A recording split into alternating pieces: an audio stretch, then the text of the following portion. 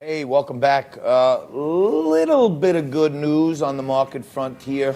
Down nearly 1,000 this morning on the Dow. Little bit of recovery mode. Maybe the institutional buyers are seeing value out there. You may have noted last week I mentioned to you that Warren Buffett was on CNBC and he was talking about if you're looking at and doing research and looking for values, if you love the stock last week, you got to love it even more this week. And he said it was at a 3 or 4% discount when he was talking. Now it's like a 10, 11% discount. So, it's like a good day to be thinking about buying things. Doesn't mean you got to jump in today. Keep in mind, I'm not a financial advisor. I don't even play one on TV. I host a show called Liquid Lunch. I tend to have a drink here and there, so don't take any financial advice from me. But I've been watching the markets for a long time.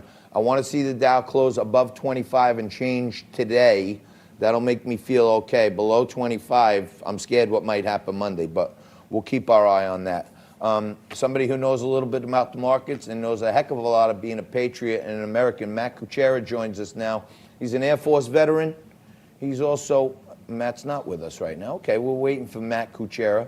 As I mentioned a little earlier, though, these times, you gotta, in constructing your portfolio, you should be investing for the long term, for your future. We have a tremendous retirement gap in America right now. Every single day, 10,000 Americans are turning 65, okay? Little do they know, 1 in 4 of them is gonna live to 90, 1 in 10 of them is gonna live to 95, okay? And then right when they turn 65, they take a look at that good old 401k they think they've been building up for years, and the retirement gap is 25% of those people are gonna live to 90. That's 25 years, and they have roughly 20 months of income. So you gotta, in times like this, you really gotta start looking at your qualified investments, and you gotta look at your regular portfolio, and you gotta start taking into account that when you turn 65, if you've been led down the road by your nose by some bogus financial advisor telling you to put little bits and pieces in your qualified accounts, note to audiences at home taking notes, okay? Your financial advisor or your broker, they make transactional fees off your brokerage account where they're buying and selling and buying and selling. They make money management fees, which is a flat annual fee on your qualified investments. So while they may tell you that they want to make sure that you're safe and secure for your future, they usually want more money over here in your brokerage account where they bang you over the head for commission. These days, they say no one's charging commissions. That's a fallacy we'll get into another day, all this zero commission stuff. But you may want to think about repositioning or at least taking a good look at your qualified investments, your self-directed IRA, your 401k. I may have mentioned I've mentioned on this show many times, I am a shareholder in a company called InvestView, and InvestView is an investor education company. It empowers people to take their investing future in their own hands.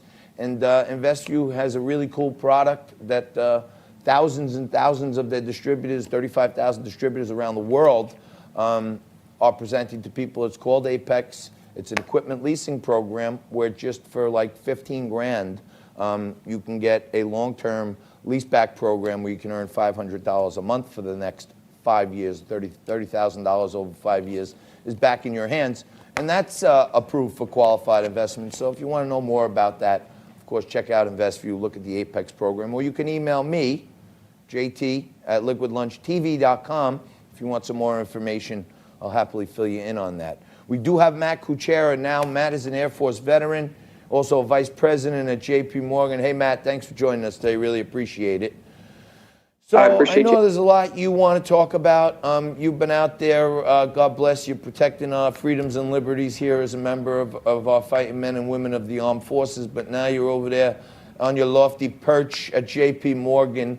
Unemployment numbers are great for the president, but your brothers and sisters that were in the Air Force with you, not so good. What's happening? So one of the things that is going on with veterans right now is the case of underemployment. So what happens is there are plenty of jobs out there. We have a healthy economy, and the veterans have plenty of access to employment opportunities. What ends up happening is they don't understand their value, and employers don't understand the value they bring to the market. So what ends up happening to the veteran is they take a role that is sort of beneath where they probably should be coming in based on their industry experience or just professional career experience and soft skills that they bring. So that's part of the real issue. And when you get into how veterans are learning about the transition process, it's one of those things unfulfilled in their careers, and they're walking away from their first career wondering if they made a mistake getting out of the military, and it leads to all these other ancillary issues beyond just not having a job that pays them or fulfills them the way that they should. So Matt, I've had a good friend of the show on a few times, artist and activist Scott Lebedo, and he did this campaign called the 22 campaign, and it talked about 22 military veterans every day commit suicide, and he was trying to bring awareness to that. And this could be a contributing factor, right? They come home, they're used to being part of a platoon, a group, a family. Now they're thrown out there on their own. They're not used to that environment to begin with.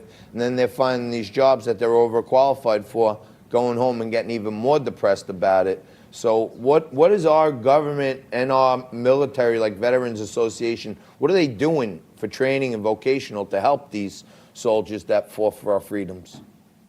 Yeah, John, that's a great question. And it's a big question, right? It's not one that can be answered overnight, but I think 100% it's true. 22 veterans a day will punch their ticket and decide to take their life, which is tragic, and it's a number that needs to be addressed, and I think is being addressed. I just fear that it's not going to be addressed in the right way.